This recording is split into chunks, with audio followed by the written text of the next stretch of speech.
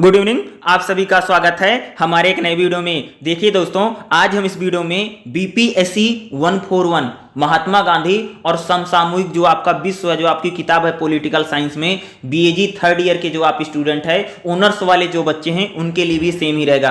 तो आप यहां पर देख रहे होंगे चैप्टर नंबर 7 है, यूनिट नंबर हमारा क्या 7 है, न्यास यानी ट्रस्टीशिप के बारे में आज हमें यहां पर देखना है। तो सबसे पहला हमारा जो इंपॉर्टेंट इसमें जो सेक्शन रहेगा, जो आपसे हमसे पूछा जा सकता है, तो सबसे पहले जो इंपॉर्टेंट रहेगा उन्हीं सेक्शन को हम देखेंगे। मूलतः अगर मैं देखूं तो 7.2 न्यास की अवधारणा, यानी सबसे पहले हम तो न्यास को समझते हैं, आखिर ये ट्रस्टीशिप यानी न्यास होता क्या चीज है, ठीक है। उसके बाद हम देखेंगे न्यास एक प्राचीन भारतीय अवधारणा, यानी न्यास जो है प्राचीन भारतीय अवधारणा, यानी हमारी सभ्यता संस्कृति से निकली हुई चीज है, ठीक है, इसको देखेंगे।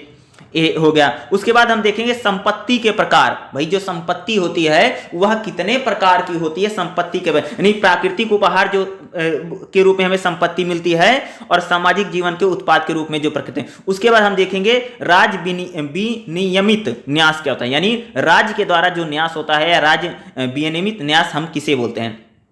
तो इन सभी पॉइंट जो आपके हैं, इन सभी पॉइंट के बारे में आज हम इस क्लास में डिस्कस करेंगे, जो आपके लिए बहुत ज़्यादा इंपॉर्टेंट होने जा रहा है। तो चलिए हम इस क्लास को शुरू करते हैं, जो कि आपके आने वाले एग्जाम के लिए बहुत ही ज़्यादा इंपॉर्टेंट है। तो यहाँ पर आप देखिएगा क्या 7.2 है, क्या है, न्यास की अवधारणा। देखिएगा गांधी के आधुनिक देखिएगा गांधी के आर्थिक विचार गरीबी, सामाजिक आर्थिक अन्याय के खिलाफ है। यानी गांधी जी का जो आर्थिक विचार है, भाई गांधी जी आर्थिक रूप से जो सोचते हैं, उनका जो आर्थिक विचार है गरीबी, सामाजिक और आर्थिक जो अन्याय है उसके खिलाफ जो शोषण है, और गिरते नैतिक मूल्यों के खिलाफ, यानी जो गिरते नैतिक मूल्य हैं उनके खिलाफ सामान्य संघर्ष का हिस्सा था। यानी महात्मा गांधी जो हैं भाई आर्थिक रूप से जो गरीबी है, जो समाज में अन्याय है, जो शोषण है, जो हमारे समाज में जो मूल्य हैं, जो गिरते नैतिक मूल्य हैं जो गिर रहे हैं, उनके खिलाफ उनका एक संघर्ष का हिस्सा था।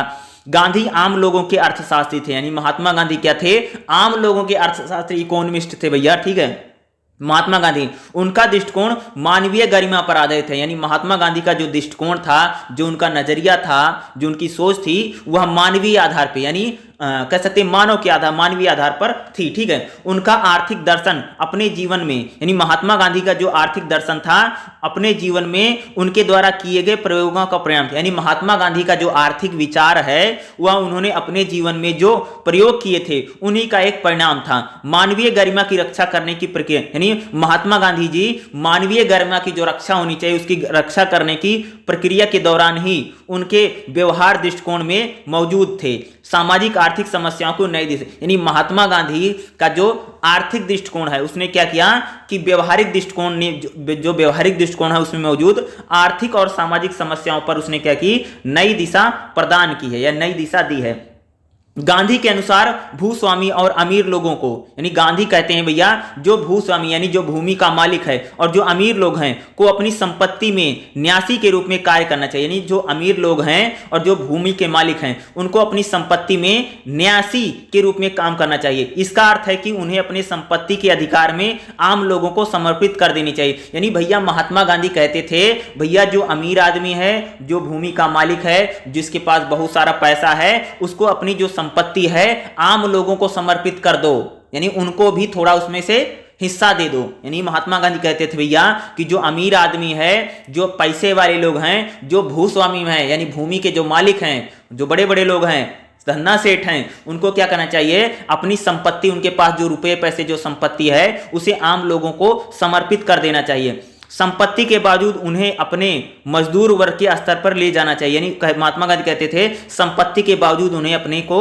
जो मजदूर वर्ग है उसके स्तर पर ले जाना चाहिए और परिश्रम करके अपनी आजीविका अर्जित करनी चाहिए। यानी महात्मा गांधी कहते थे भैया कि जो अमीर लोग हैं, ठीक है, उन्हें अपनी संपत्ति क्या कर देनी चाहिए, न्यासी के रूप में समर्पित कर दे, यानी आम लोगों को दे दो। और जो अमीर आदमी है ना उसे भी क्या करना चाहिए, अपना श्रम करना चाहिए, अपना काम करना चाहिए, उसे भी काम करके कमा के खाना चाहिए। ये नहीं है कि खेती बाड़ी है और बहुत पैसा उसे पर मौज कर रहा है, नहीं।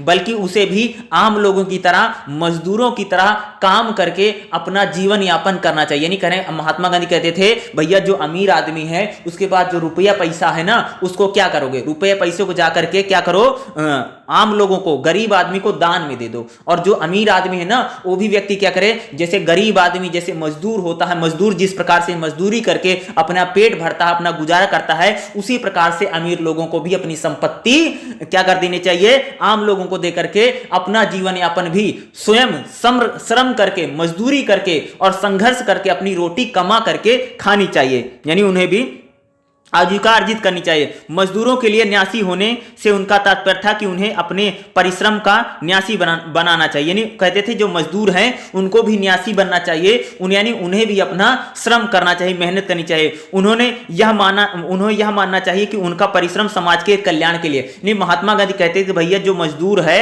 उसको इस प्रकार से सोचना चाहिए कि जो मेहनत कर रहा है, जो परिश्रम कर रहा है, जो मजदूरी कर रहा है, वो समाज के लिए कर रहा है। ठीक है, मजदूर को इस प्रकार से काम करे कि वो काम ऐसा करे कि उसको दिल में हो, महसूस हो कि भाई मैं समाज के लिए, इस देश के लिए मैं काम आ रहा हूं। और जो अमीर आदमी है, जो धन्ना सेठ है, जो बड़े बड़े लोग हैं, जो पैसा वाला लोग है, वो आम लोगों को अपनी संपत्ति दान कर दे और खुद मेहनत करके कमा करके खाए। महात्मा गांधी जी कहते थे।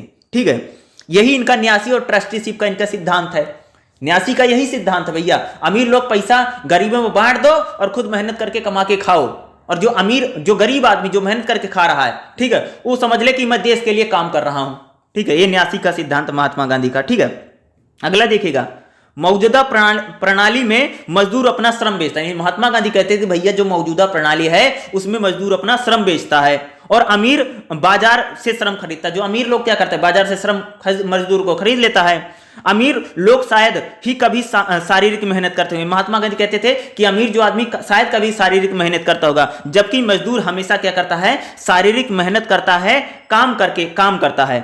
आदर्श स्थिति तब होगी जब मजदूर वर्ग को अवकाश समय का मिलेगा। यानी कहते थे हमारा समाज तभी बेहतर होगा जब गरीब आदमी को, मजदूर को भी आराम करने का मौका मिलेगा। ठीक है, और उत्पादन के साधनों पर उसका स्वामी शारीरिक श्रम करेगा। यानी कहते कि भैया अच्छा समाज वही होगा जहां पर मजदूर भी काम करके खाएगा और मालिक भी कमा करके खाएगा। यही अच्छी स्थिति होगी, महात्मा गांधी कहते थे।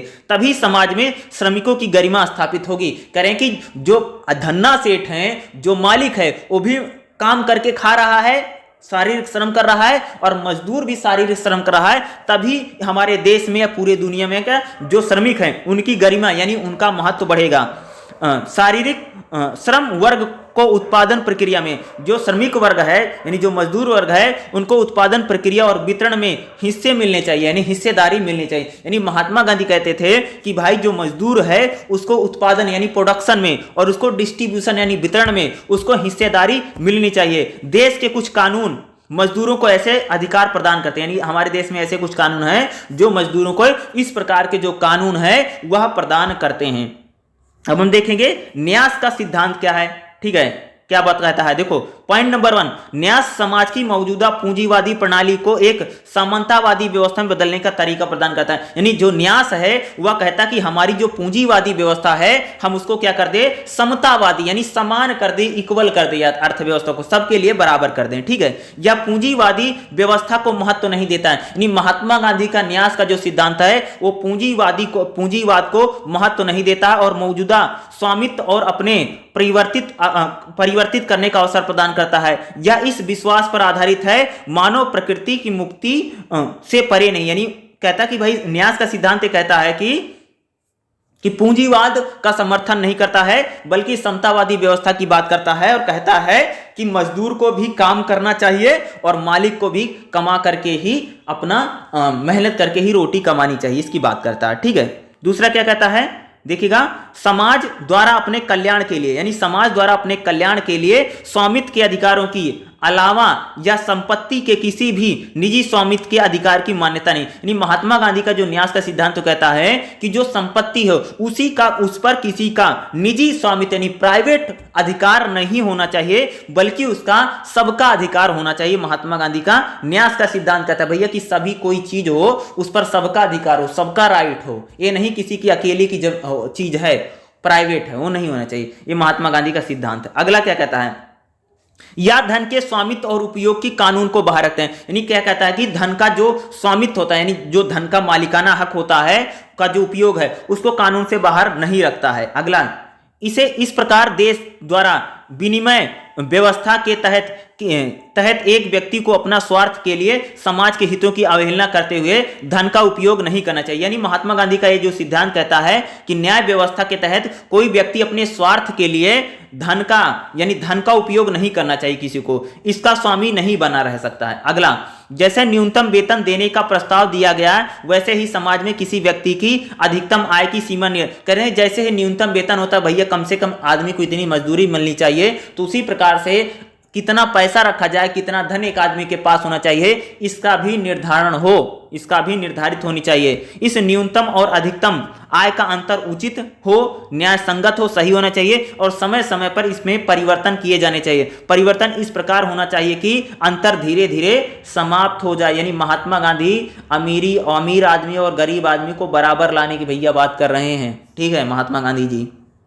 अगला देखिएगा, गांधी की आर्थिक व्यवस्था के अंतर्गत, यानी महात्मा गांधी की जो आर्थिक व्यवस्था थी इसके अंतर्गत उत्पादन का निर्धारण व्यक्तिगत लालच की बजाय, यानी महात्मा गांधी कहते थे, महात्मा गांधी का जो आर्थिक विचार कहता था भैया कि व्यक्तिगत उत्पादन की बात, उसका लालच की बात नहीं करता है, बल्कि समाज की जो जरूरत है उसके आधार पर महात्मा गांधी बात करते हैं। यानी व्यक्तिगत, यानी प्राइवेट सेक्टर को लाभ की महात्मा गांधी बात नहीं करते हैं, बल्कि पूरे समाज को लाभ हो, पूरी सोसाइटी को लाभ हो, इस प्रकार से उनका आर्थिक महत्व। यानी महात्मा गांधी कहते हैं किसी को, महात्मा गांधी जो आर्थिक लाभ है या आर्थिक उनका सिद्धांत किसी एक व्यक्ति को लाभ देने की बात नहीं करता है, बल्कि पूरे समाज को, पूरे सोसाइटी को लाभ देने की महात्मा गांधी का जो विचार है वो करता है। न्यास एक प्राचीन भारतीय अवधारणा है। ये कहेंगे जो न्यास का जो सिद्धांत है वह प्राचीन हमारी सभ्यता है, ये हमारी सभ्यता, संस्कृति और कल्चर का पार्ट हमेशा से रहा, शुरू से जब से हमारी सभ्यता स्टार्ट हुई। देखिएगा, गांधी ने ईसोपार्सिनन के पहले श्लोक में न्यास के सिद्धांत को आधार बनाया है। इस श्लोक के अनुसार व्यक्ति को अपना सब कुछ ईश्वर को समर्पित नहीं कहता कि भैया जिस प्रकार से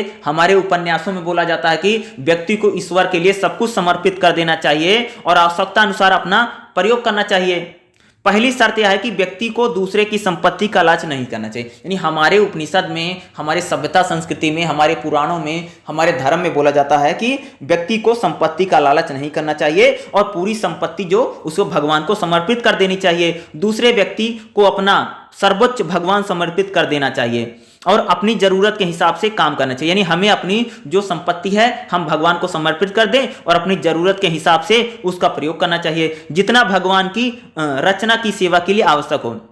स्पष्ट यह है कि केवल औद्योगिक और व्यावसायिक क्षेत्र तक ही सीमित नहीं, यानी ये जो सिद्धांत है या केवल औद्योगिक और व्यावसायिक क्षेत्र तक ही सीमित नहीं है, यह न्यास के सिद्धांत को लागू किया जाना चाहिए। महात्मा गांधी कहते थे ये जो महात्मा गांधी का जो न्यास का सिद्धांत है इसे लागू करने की जरूरत है, या केवल व्यावसायिक और उद्योगों तक ही सीमित नहीं होना चाहिए। इस सिद्धांत का मूल भाव त्याग और सेवा, महात्मा गांधी का जो न्यास का सिद्धांत है उसका जो मूल भाव है त्याग और सेवा है। यदि इन सिद्धांतों का उपयोग का समावेश नहीं होता है तो संभव है कि आप दूसरे के धन के प्रति कोई लालच नहीं होगी। यानी महात्मा गांधी कहते थे अगर न्यास का सिद्धांत लागू कर दिया जाएगा तो किसी व्यक्ति के मन में दूसरे के धन के प्रति लालच नहीं के सिद्धांत का पालन कर पाएंगे। इस प्रकार न्यास के संबंध में गांधी के विचार आधिपत्य की अवधारणा पर आधारित हैं। इस सिद्धांत की संस्थापना उनके इस विश्वास पर हुई है कि प्रत्येक वस्तु ईश्वर की है, ईश्वर ही प्रत्येक वस्तु का प्रदाता है। यानी महात्मा गांधी कहते थे भैया कि प्रत्येक वस्तु ईश्वर की है, वही उस वस्तु को देता है, तो किसी व्यक्ति पर,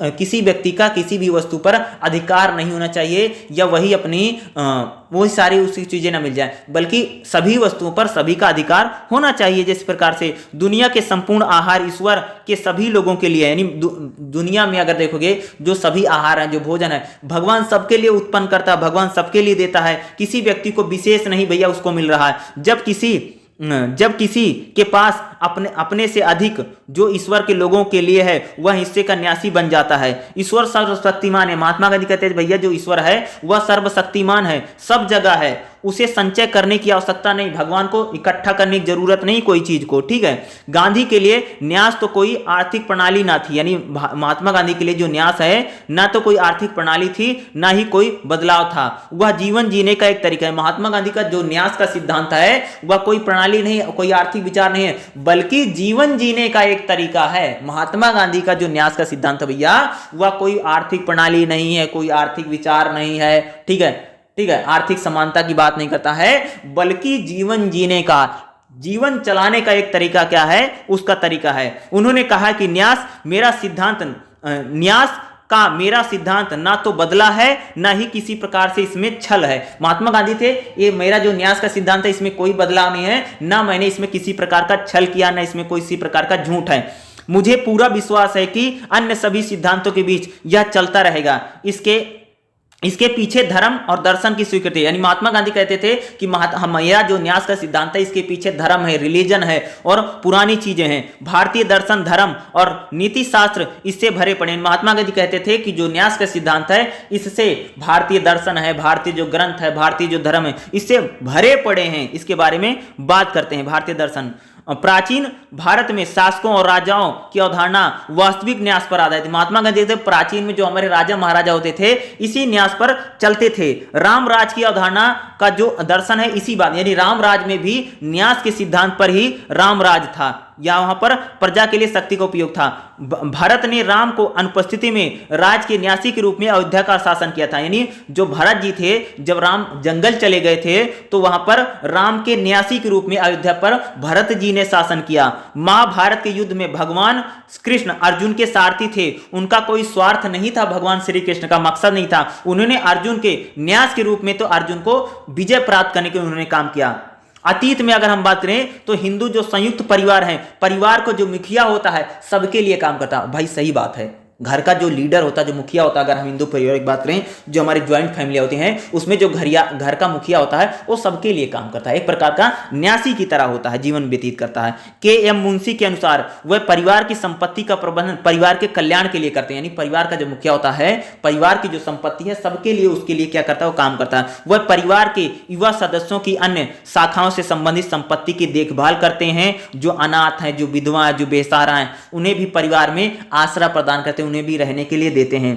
संपत्ति के बारे में डॉक्टर E.S. राधाकृष्णन ने कहा कि हिंदू दृष्टिकोणों के अनुसार संपत्ति मालिकों को संपत्ति सामान्य उपयोग और लाभ के लिए एक जनादेश के रूप में देखा जाना चाहिए। भागवत के अनुसार, यानी जो भागवत है उसके अनुसार अगर बात करें तो संपत्ति पर हमारा उतना ही हक है जितना हमें अपनी भूख पर, यानी कहा जाता भैया संपत्ति पर इंसान का उतना ही हक है जितना हमें अपनी भूख पर। उसी प्रकार से हमें उतना ही मिलना चाहिए जितनी हमें जरूरत है। हमें जरूरत से ज्यादा पैसा, जरूरत से ज्यादा धन और जरूरत से ज्यादा चीजें हमें इकट्ठा करने की जरूरत नहीं। हमें उस पर, हमारा उस पर कोई अधिकार नहीं है। यदि कोई इससे अधिक संपत्ति इच्छा रखता है तो वह चोर है, उसे सजा मिल जाए। नहीं, जो करें भैया कि जो जरूरत से ज्यादा व्यक्ति धन रखता है, जो संपत्ति रखता है, वह चोर है, उसे सजा मिल चाहिए। इस प्रकार की बातें कह सकते हो कि भागवत में लिखी गई हैं, ठीक है। इस प्रकार न्याय की अवधारणा को उन मूल्यों के, इस प्रकार हम कह सकते हैं जो न्यास की जो अवधारणा है, न्यास है, न्यास की अवधारणा को उन मूल्यों के संदर्भ में देखा जाना चाहिए जिनका यह प्रतिनिधित्व करता है। यद्यपि यह सिद्धांत अत्यंत प्राचीन है, यानी महात्मा गांधी का जो न्यास का सिद्धांत है भैया बहुत पुराना है, बहुत प्राचीन है। गांधी ने इस आर्थिक उपदेश को जीवन की ठोस वास्तविकताओं पर लागू है। महात्मा गांधी ने जो उपदेश दिया है अपने जीवन पर भी उन्होंने लागू किया है और मौजूदा आर्थिक समस्याओं का समाधान इससे हो सकता है। यानी आज के समय में जो भी आर्थिक समस्याएं हैं वो सिर्फ न्याय के सिद्धांत से ही समाधान हो सकता है। भागवत गीता का गांधी की सोच और उनमें आध्यात्मिक दर्शन का गहरा प्रभाव, यानी महात्मा गांधी का अगर देखो तो भैया जो गीता है, जो हिंदू धर्म है या हमारी जो आध्यात्मिक दर्शन, इसका महात्मा गांधी का बहुत गहरा प्रभाव था। गांधी के अनुसार संपत्ति के त्याग के सिद्धांत में संपत्ति का एक न्यास के रूप में रखना शामिल है ताकि कई लोगों का करें। महात्मा गांधी कहते थे कि कोई एक व्यक्ति संपत्ति अर्जित करके सुख भोग रहा है वो अच्छी बात नहीं है, बल्कि हमें क्या करना चाहिए, कई लोगों के कल्याण की बात करना चाहिए, ठीक है। यही न्यास है, यह एक विचार है जो समाज में हमेशा महात्मा गांधी कहते हैं जो न्यास है वह एक प्रकार का विचार है जो हमेशा समाज पर लागू रहेगा और हमेशा चलता रहेगा, क्योंकि यह भारतीय प्राचीन सभ्यता है, संस्कृति, हमारे धर्मों में, हमारे ग्रंथों में भगवान राम, कृष्ण, अर्जुन, सभी चीजों में इस्सादियत थी, यानी हमारी प्राचीन सभ्यता में न्यास रहा है। अब हम देखेंगे संपत्ति के प्रकार, भैया किस किस प्रकार की संपत्ति होती है। तो पहली जो संपत्ति का फर्स्ट प्रकार का प्राकृतिक संपत्ति जो है प्रकृति के उपहार। देखा, गांधी मानते थे पृथ्वी पर उपलब्ध सभी वस्तुएं ईश्वर के, यानी प्राकृतिक उपहार का मतलब कि जो भी संपत्ति, यानी महात्मा गांधी कहते हैं पृथ्वी पर जितनी भी वस्तुएं उपलब्ध हैं सभी ईश्वर की हैं। उनके मुताबिक एक व्यक्ति जो विरासत के रूप में स्वयं की मेहनत और उद्यमिता से संपत्ति हासिल करता है उसे अतिरिक्त संपत्ति का उपयोग मानवता की भलाई के, यानी महात्मा गांधी कहते थे भैया सभी संपत्ति तो भगवान की है, लेकिन व्यक्ति जो अपनी मेहनत से, अपने श्रम से, अपनी काबिलियत से अर्जित करता है उस संपत्ति को इंसान को लोगों की भलाई के लिए लगाना चाहिए। यानी महात्मा गांधी क्या कहते थे, जो संपत्ति सारी भगवान की है, ठीक है, लेकिन कोई व्यक्ति अपनी मेहनत से अगर कुछ रुपया पैसा धन दौलत इकट्ठा करता है तो धन दौलत का क्या करे, वो व्यक्ति लोगों की भलाई के लिए क्या करे, लगाना चाहिए। प्रत्येक व्यक्ति को या भली भांति समझना चाहिए, यानी हर एक इंसान को या भली प्रकार से भैया समझ लेना चाहिए कि आवश्यकता और लालच दो अलग अलग चीजें, यानी हमें लालच नहीं करना चाहिए, हमें जितनी जरूरत है हमें उतनी ही चीजें रखनी चाहिए। आवश्यकता से अधिक जो कुछ एक व्यक्ति के पास होता है, यानी अगर हमारे पास कोई जरूरत से ज्यादा चीजें रहती, किसी व्यक्ति के पास अगर जरूरत से ज्यादा धन है, पैसा है, वस्तु है, ठीक है, या कोई चीज है, वह समाज का और इसका उपयोग समाज के कल्याण के लिए, यानी अगर किसी व्यक्ति के पास अगर उससे अधिक है, ठीक है, आवश्यकता से ज्यादा है, तो उसका प्रयोग हमें समाज के लिए करना चाहिए। नेक्स्ट हमारा जो पॉइंट है इसमें सामाजिक जीवन का उत्पाद। अगला क्या है, सामाजिक जीवन का उत्पाद में देखिएगा, व्यक्ति सामाजिक शून्य में धन संचय नहीं कर सकता। यानी महात्मा गांधी कहते हैं जो व्यक्ति है अगर सामाजिक शून्य में है तो धन इकट्ठा नहीं कर सकता है। मान लीजिए कि किसी व्यक्ति ने बहुत बड़ी संपत्ति का निर्माण कर लिया, मान लो भाई किसी व्यक्ति ने बहुत सारा धन इकट्ठा कर लिया है और कई उद्योग स्थापित, बहुत सारा कंपनी लगा लिया है, ठीक है, लेकिन वह अकेले इन संपत्तियों का प्रबंधन नहीं कर सकता। अकेले तो भाई मैनेज नहीं कर सकता ना। मान लो तुम्हारे पास बहुत पैसा है, तुमने बहुत सारा कंपनी खोल लिया, लेकिन पूरी कंपनी का मैनेजमेंट तो अकेले तो कर नहीं सकते हो ना, नहीं कर सकता। अन्य कई व्यक्तियों ने भी उसके संपत्ति में मदद की होगी। बहुत सारे लोग आप नौकरी पर लगते हो ना, यानी बहुत सारे लोग आपकी मदद भी करते होंगे। गांधी जोर देकर कहते हैं कि श्रमिकों और किसानों के स्वामित्व को बौद्धिक स्वामित्व से अधिक माना है। महात्मा गांधी कहते थे जो श्रमिक हैं, जो मजदूर है, जो किसान है, उसको बौद्धिक जो स्वामित्व है, यानी जो बौद्धिक लोग हैं, जो बड़े बुद्धिमान लोग हैं, उनसे ज्यादा मेहनत करता है। यानी कहते हैं जो महात्मा गांधी कहते थे भैया जो मजदूर है, किसान है, वो पढ़े लिखे से ज्यादा काम करता है। अमीर लोग गरीब लोगों की सहायता के लिए धन संचय नहीं कर सकते। महात्मा गांधी कहते हैं जो अमीर लोग हैं, अमीर लोग गरीब लोगों की सहायता के लिए धन संचय नहीं करते, क्योंकि गरीबों ने धन संचय में सहायता प्रदान किया है। यानी गरीब जो भैया, अब अगर कोई बहुत बड़ा आदमी है ना, उसके हाथ में गरीब का आदमी जरूर होगा। जैसे मान लो तुम्हारे पास पैसा था, तुमने कंपनी लगा लिया, लेकिन तुम्हारे कंपनी में जो काम करते थे गरीब आदमी ही तो करता था, मजदूर ही तो करता था। उसने आपका समर्थन किया, आपकी कंपनी में उसने काम किया, तब आप जाकर के इतना पैसा इकट्ठा किए। वही बात करें, ठीक है, क्योंकि गरीबों ने धन संचय में मदद किया है, इसलिए धन में हिस्सेदारी में, यानी कहते हैं कि भाई जो अमीर व्यक्ति है, अमीर व्यक्ति को अमीर बनाने में गरीबों का हाथ है, इसलिए अमीर व्यक्ति जो है उसके धन में गरीबों को हिस्सा मिलना चाहिए। प्रत्येक व्यक्ति को उतनी ही संपत्ति का हकदार माना जाए जितना उसकी तत्काल जरूरत है। महात्मा गांधी कहते थे किसी के पास उतना ही पैसा हो, उतना ही धन हो, उतनी चीजें हो जितनी उसकी जरूरत है। नहीं, जरूरत से ज्यादा आपके पास चीजें नहीं होनी चाहिए, उसके अस्तित्व के लिए जरूरी हैं, ठीक है। किसी भी व्यक्ति को यह अधिकार नहीं है कि वह अपनी आवश्यकता से अधिक संपत्ति संचय करे। यानी महात्मा गांधी कहते हैं भैया किसी को ये राइट नहीं, किसी को अधिकार नहीं कि अपनी जरूरत से ज्यादा पैसा इकट्ठा कर ले और जरूरत से ज्यादा धन इकट्ठा कर ले, ठीक है। विशेषकर ऐसी स्थिति में जब लाखों लोग बुनियादी आवश्यकता को पूरा करने में, भाई पूरे देश में गरीबी छाई हुई है और पूरा देश गरीब है, ऐसे समय में किसी व्यक्ति को कोई हक नहीं देता कि वो बहुत सारा पैसा धन इकट्ठा कर ले। उन्होंने लिखा है कि आपको और मुझे इन वस्तुओं पर कोई हक नहीं है जो हमारे पास, जब तक लाखों लोगों को बेहतर भोजन वस्त्र उपलब्ध नहीं कराया जाता है। ये महात्मा गांधी कहते थे हम जो लोग अमीर हैं इसका कोई महत्व नहीं है, हमारे पैसा का कोई महत्व नहीं है जब तक सभी देशों को, हमारे देश में सभी को खाना और भोजन कपड़ा नहीं मिल जाता है।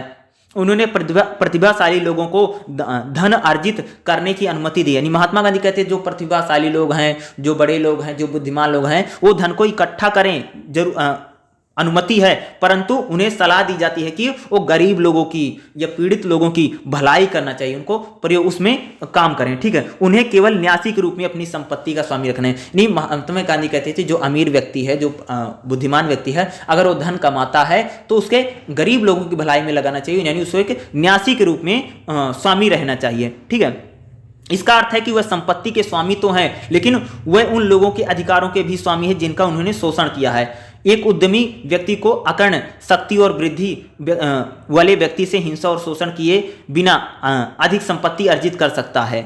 उन्होंने कहा, यह मेरा दृढ़ निश्चय है कि गलत कार्यों का सहारा लिए बिना भी धन संचय या संपत्ति ने महात्मा गांधी गलत काम किए बिना भी आप धन को इकट्ठा कर सकते हैं। महात्मा गांधी मूलतः ये करें भाई मेरे कि अगर किसी व्यक्ति ने धन इकट्ठा किया है, पैसा इकट्ठा किया है, तो एक काम करो कि जो गरीब आदमी है उसको भी ले जाकर के कुछ दे दो, क्योंकि तुम्हें पैसा इकट्ठा कर तुम्हें अमीर बनाने में पता नहीं कितने गरीबों ने तुम्हारा मदद किया होगा, तुम्हारे घरों पर झाड़ू पोंछा बर्तन और तुम्हारा गाड़ी चलाया होगा, दुनिया भर का काम किया होगा, तुम्हारी कंपनी फैक्ट्री में काम किया होगा। उन लोगों का भी तुम्हारी अमीरी में हिस्सा है, उनको यह हिस्सा मिलना चाहिए। मेरे 1 एकड़ भूमि में सोने की खान हो सकती है, ठीक है। यह बात गांधी ने शंकरदेव को जवाब देते हुए कही थी जब उन्होंने पूछा था क्या वैध तरीका को अपनाकर करोड़ों रुपए कमाए जा सकते हैं। मैंने बोला था कि महात्मा गांधी किसी ने पूछा था क्या सच्चाई पे चल के हम करोड़ों रुपए कमा सकते हैं, तो महात्मा गांधी बोला था हाँ, ठीक है। निश्चित रूप से एक व्यक्ति केवल वैध तरीके जोड़ करके करोड़ों कमा सकते हैं। महात्मा गांधी कहते थे अगर आप सच के रास्ते पर चलते हैं तो आप करोड़ों नहीं अरबों रुपए कमा सकते, करोड़ों कमा सकते हैं। एक वैध व्यक्ति तरीकों को अपना करके बड़ी संपत्ति का स्वामी, महात्मा गांधी के एक जो ईमानदारी के साथ हम बहुत सारा पैसा कमा सकते हैं, उसका स्वामी बन सकते हैं। यदि मेरे पास खनन का पट्टा है तो मुझे एक दुर्लभ हीरा प्राप्त होता है, तो मैं गलत तरीकों को किए अपनाए करोड़पति बन सकता हूं। यद्यपि ऐसा धन हिंसा और शोषण के बिना अर्जित किया जाता है, लेकिन वह यह मानने को तैयार नहीं कि ऐसा धन व्यक्ति को वास्तविक प्रसन्नता और संतुलित विकास में मदद कर सकते हैं। महात्मा गांधी कहते थे कि आप अमीर तो बन सकते हैं अचानक, लेकिन आपको संतुष्टि प्रदान नहीं करें। यानी महात्मा गांधी कहते थे भैया कि अगर तुमने मेहनत से बहुत सारा श्रम करके पैसा इकट्ठा कर लिया है तो गरीब व्यक्तियों की मदद करो, उनको भी थोड़ा बहुत दे दो, पैसा दे दो, उनकी भी सहायता प्रदान करो। यही न्यासी है, यही न्यासी का उनका सिद्धांत है जो महात्मा गांधी इस न्यासी के सिद्धांत में बताते हैं और कहते हैं। उन्होंने न्यास को एक व्यवहारिक प्रस्ताव के रूप में, यानी महात्मा गांधी अगर देखोगे तो उन्होंने न्यास को एक व्यवहारिक रूप में उन्होंने स्वीकार किया है जो अमीर और धनवान लोगों की अत्यधिक धन संचय और लालच के रूप में पाप से मुक्त कर देगा। नहीं, महात्मा गांधी कहते हैं कि जो लोग धन को इकट्ठा करते हैं, जो लालच करते हैं, अगर वो न्यासी बन जाएंगे तो उनका पाप धुल जाएगा, ठीक है। उससे एक सामंतवादी समाज की स्थापना, महात्मा कहते थे इससे क्या होगा भैया, एक सामंतवादी समाज की, यानी पूंजीवाद का खात्मा करके हमें सामंतवादी समाज बनाना है जिसमें सभी बराबर हों, ठीक है। महात्मा गांधी का यह पूरा विचार है। गांधी जानते थे कि व्यक्तियों की शारीरिक और बौद्धिक योग्यता में अंतर होता है। महात्मा कहते थे कि हर व्यक्ति की शारीरिक क्षमता और बौद्धिक क्षमता में अंतर है।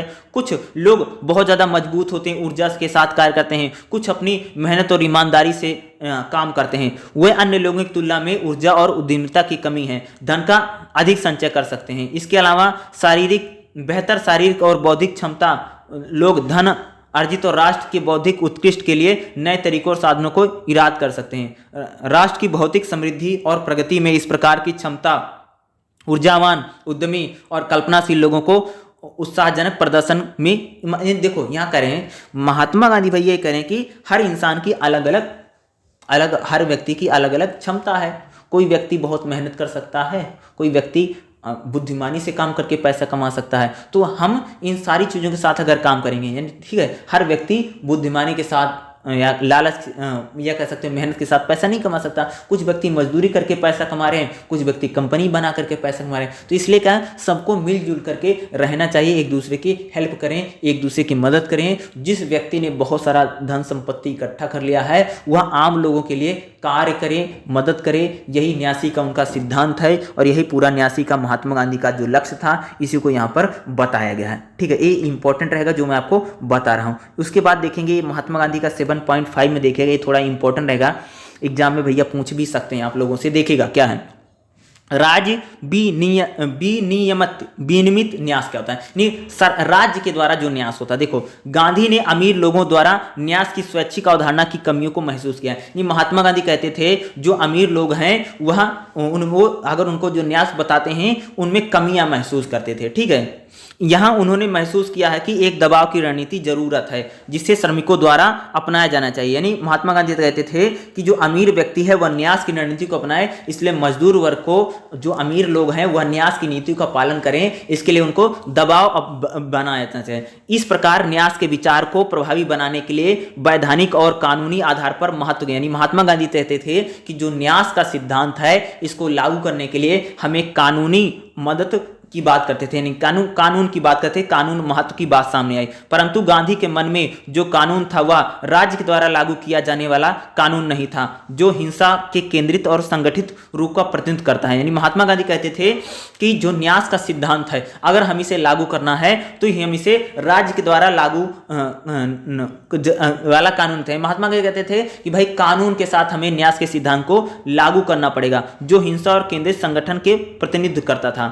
सत्ताधारी पार्टियां नौकरशाही के कुलीन वर्गों को योजना बनाने और इसे लागू करने की जिम्मेदारी नहीं दी। यानी महात्मा गांधी कहते थे कि जो न्यास का सिद्धांत है, जो सरकार है, जो कुलीन वर्ग है, जो नौकरशाही है, इसको कानून बनाने की जिम्मेदारी नहीं दी जाए। वह चाहते थे ऐसे कानूनों को ऊपर से नहीं बनाना चाहिए, यानी ऊपर, बल्कि नीचे से शुरुआत होनी चाहिए। सामाजिक और राजनीतिक, देखिएगा, सामाजिक और राजनीतिक संगठन के संबंध में गांधी की आदर्श तस्वीर थी। यानी महात्मा गांधी की अगर देखोगे तो सामाजिक संगठन और राजनीतिक, उसमें आदर्श तस्वीर थी एक स्वनिर्भर और स्वशासित ग्राम गणराज्य प्रणाली, लोकतांत्रिक तरीके से संगठित ग्राम पंचायत। यानी महात्मा गांधी कहते थे अगर न्यासी का कानून बनना है तो हमें अमीर लोगों से, सरकार से, पूंजीपतियों के साथ से नहीं बनेगा, बल्कि जो ग्राम पंचायत है, जो गांव के लोग हैं, इनके द्वारा उस कानून का गठन किया जाएगा। इसका गठन लोगों की सहमति के आधार पर किया, यानी न्यासी का जो कानून बने वह जो लोग हैं उनके आधार पर किया जाना चाहिए। इसे सरकार की मूल इकाई के रूप में समझा जाए। अमीर लोगों को संपत्ति को विनियमित करने वाला कानून ग्राम पंचायत द्वारा निष्पक्ष और विस्तृत बहस के बाद पारित किया जाएगा। यानी महात्मा गांधी कहते थे अगर न्यासी का सिद्धांत बनना है, कानून बनना है, क्योंकि हमें न्यास का जो सिद्धांत है इसको कानून के द्वारा लागू करना है, तो जो ग्राम पंचायतें हैं, जो आम लोग हैं, उनके जरिए इस कानून को बनवाया जाना चाहिए। ठीक है, लोगों को इस कानून के सिद्धांत को भी समझ होनी चाहिए। उनका विश्वास था जब लोग न्यास के प्रभाव को समझेंगे, यानी महात्मा गांधी कहते थे जब लोग न्यास के प्रभाव को समझेंगे, न्यास के बारे में जानेंगे, तो वह स्वयं ही ग्राम पंचायत में ऐसे कानून बना देंगे। यानी महात्मा गांधी कहते थे अगर लोग न्यास के सिद्धांत को जानेंगे, न्यास को समझेंगे, तो लोग अपनी पंचायतों में स्वयं ही, स्वतः ही न्यास का सिद्धांत बना देंगे। ऐसे कानून जो जमीनी स्तर से होंगे, शुरू होंगे, उनका पालन करना भी आसान होता है। यानी करें कि अगर छोटे स्तर पर कानून बने गए तो उनका पालन करना, उनको लागू करवाना बहुत आसान रहेगा, विशेषकर उन कानूनों की तुलना में जो राज्य ऊपर से लगाता है। नहीं कहते हैं कि अगर राज्य कानून बनाएगा उसको ज्यादा कोई मानेगा नहीं, हुआ अच्छे से लागू नहीं हो पाएगा, कितना सही बने कितना गलत बने। इसलिए जो न्यास का कानून बनना चाहिए, जो न्यास के लिए रूल नियम बनने चाहिए, वो ग्राम पंचायतों से बनने चाहिए। अगर हम लोगों को न्यास के बारे में समझाएंगे, बताएंगे, तो स्वयं ग्राम पंचायत के जो लोग होंगे वही न्यास के कानून को बना देंगे। ये महात्मा गांधी के न्यास के सिद्धांत को प्रभावी बनाने के लिए कानून बनाने को गांधी अंतिम उपाय मानते हैं। नहीं, महात्मा गांधी कहते थे अगर हमें न्यास को लागू करवाना है तो इसे हमें कानून के जरिए ही लागू करवाना पड़ेगा। ठीक है, उन्होंने कानून लागू कराने के लिए अनुनय, विनिमय और मन बदलने के उपायों को नजरअंदाज नहीं किया। उन्होंने महसूस किया कि अनुनय, विनिमय और रूपांतरण के प्रयासों से अमीर वर्ग मानसिक रूप से ऐसे कानून को लिए अपनाने को तैयार में सक्षम होगा।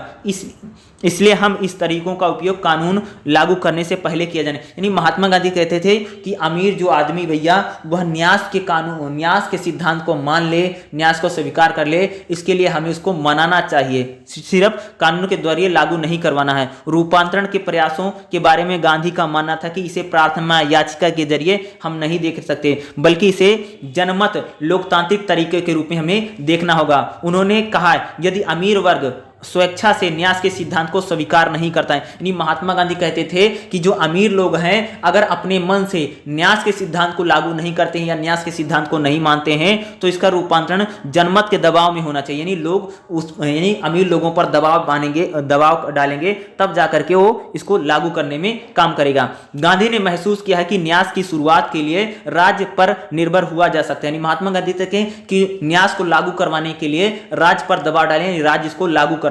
स्वेच्छा न्यास की प्रणाली के लिए न्यास के सिद्धांत के बारे में लोगों को शिक्षित, यानी न्यास के बारे में लोगों को शिक्षित करना चाहिए, जागरूक करना चाहिए, बताना चाहिए, ताकि न्यास के सिद्धांत के लिए अनुकूल परिस्थिति बन सके और न्यास को हम लागू करवा सकें और इसमें भी आम लोग भी बढ़ चढ़ करके भाग लें। जो लोग न्यास को नहीं अपना रहे हैं, जो अमीर लोग, जो पूंजीपति लोग हैं, उन पर भी आम लोग दबाव डाले, आंदोलन करें, तब हम न्यास जो है उसको सभी से लागू करवा सकते हैं या हम उसे मनवा सकते हैं। ये न्यास के सिद्धांत में अगर आप देखोगे तो महात्मा गांधी इनका जो है राज्य न्यास को लेकर के ये कहते हैं, वही चीजें आपको यहां पर बताई गई हैं। ठीक है, यहां देखिएगा, गांधी चाहते थे कि न्यासियों की मूल इच्छा का सम्मान किया, यानी महात्मा गांधी कहते जो न्यासी हैं उसकी इच्छा का सम्मान किया जाए, इसे कानूनी मंजूरी दी जाए। गांधी ने व्यवहारिकता को ध्यान में रखते हुए कहा कि न्यासी लोगों में साधारण पुरुष और महिलाओं की अपेक्षा त्याग की बेहतर भावना हो सकती है, वह भूत्यागी भी हो सकते हैं, यद्यपि उनमें अपने बच्चों की लिए कमजोरी हो सकती है। यदि न्यासी को अपने उत्तराधिकारी चुनने की पूर्ण शक्ति दे दी जाती है तो संभव होगा कि वो अपने लोगों को ही न्यासी चुनेंगे। महात्मा गांधी कहते थे कि अगर जो न्यासी व्यक्ति है अगर वही व्यक्तियों को चुनेगा तो क्या होगा, वो भी न्यासी को ही चुनेगा, वो न्यासी को ही स्वीकार करेगा। या कानूनी न्यासी के संदर्भ में विशेष रूप से सत्य हो सकता है। उन्होंने स्वेच्छा से अपनी संपत्ति का त्याग नहीं किया और राज्य या पंचायत के दबाव में कानून में वह अपने त्याग के लिए मजबूर हुए हैं। गांधी ने सुझाव दिया कि मूल न्यासियों द्वारा दिए गए नामांकन राज्य द्वारा पुष्टि की जानी। अगर जो लोगों ने नामांकन किया है न्यासी बनने के लिए, उनको हमें एक बार जांच करना चाहिए। तो महात्मा गांधी का जो न्यास का सिद्धांत है, जिन्हें हम ट्रस्टीशिप का सिद्धांत बोला जाता है, ये बहुत इंपॉर्टेंट चैप्टर रहेगा। और आपका जो चैप्टर नंबर 7 है, यहाँ पर मैंने आपको चैप्टर नंबर 7 करवा भी दिया है। इससे पहले के भी चैप्टर मैं आपको करवा दिया हूँ। आपके एग्जाम होने से पहले मैं सारी क्लास करवा दूंगा, इसलिए मैंने वीडियो भी बना दिया। आप सारी वीडियो को जाकर के प्लेलिस्ट में आप जरूर देख लेना और चैनल को जरूर सब्सक्राइब करके जाना, क्योंकि ऐसे सपोर्ट की हमें आपकी बहुत ज़्यादा ज़रूरत है। वीडियो को देखने के लिए आप सभी का बहुत बहुत धन्यवाद। Thank you so much. जय हिंद, जय भारत। और आप सभी को एग्जाम के लिए best of luck. Exam channel को जरूर सब्सक्राइब करना और एग्जाम अच्छे से देना, टेंशन मत लेना। एग्जाम से पहले आपकी मैं पूरी क्लास करवा दूंगा, ठीक है।